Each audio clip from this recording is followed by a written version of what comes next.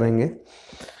उज्जयी प्राणायाम नासाभ्यम वायु कृत मुख मध्य च धारित, हालाभ्यम समाकृत वायु स्पक्ते च धारित, मुखम प्रक्षालस्य संबंध कुर्जला जालंधर तथा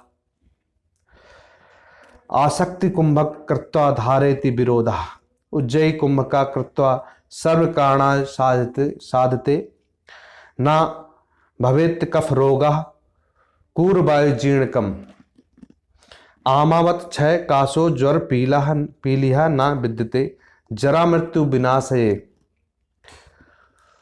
जो जस्सी संधात्रे। कितने सारे फायदे हैं। जरा मृत्यु यानी कि मृत्यु को भी ये प्राणायाम आपको बचाएगा। आम बात यानी कि जो दर्द होता है, बात रोग, क्षय रोग, काशो ज्वर, पीलिया, है ना, और साधारणतर